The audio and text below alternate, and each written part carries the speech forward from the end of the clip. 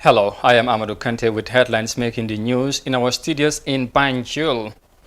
Now, over 1,000 test results. The Gambia has so far registered 20 cases of the COVID-19 since March this year.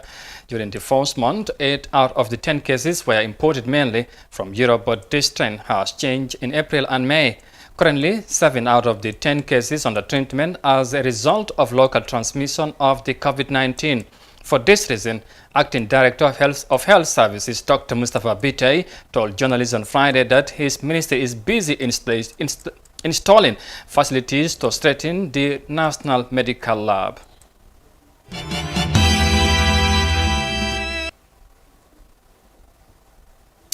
The Vice President and Chairperson of the COVID-19 Ministerial Committee has been on self-styled advocacy on the need for Gambians to take advantage of the secondary benefit from government's food relief package following its launching some 2 weeks ago. In a brief chat with Africa on Friday on the final touches of the food aid distribution in Banjul, Dr. Aissata Toure renewed her commitment to get small-scale businesses, especially women in the industry, to appear first. She noted that the unusual measures are inevitable because of the coronavirus global pandemic.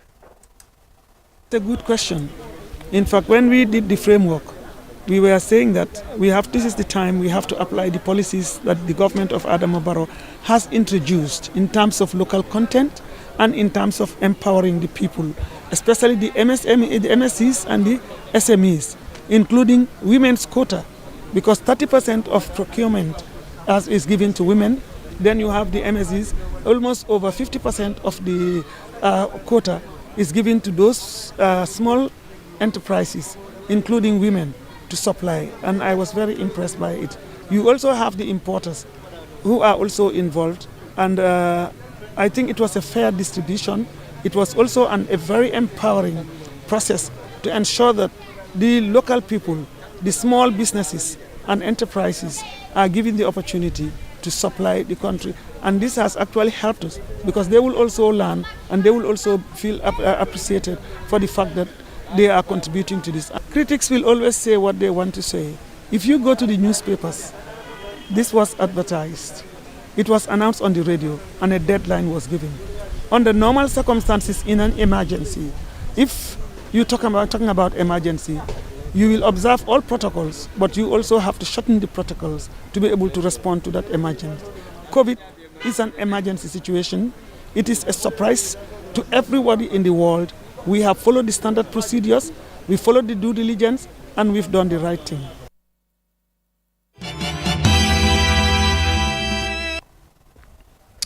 Engineers in Tunisia are taking advantage of technology to produce full cells to frontline health workers dealing with the COVID-19. The initiative triggered partnership with factories and other enterprises to develop the bank of preventive years. Health authorities and civil society organizations are jointly providing assistance to the innovators for the production of these equipments highly needed for the war against the coronavirus.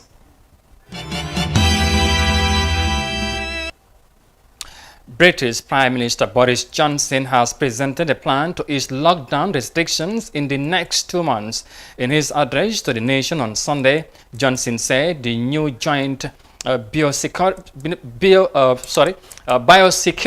center will continuously assess the situation in the UK based on a 5-tier COVID-19 alert system. No, this is not the time simply to end the lockdown this week. Instead, we're taking the first careful steps to modify our measures.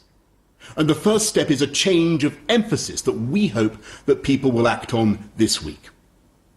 We said that you should work from home if you can and only go to work if you must.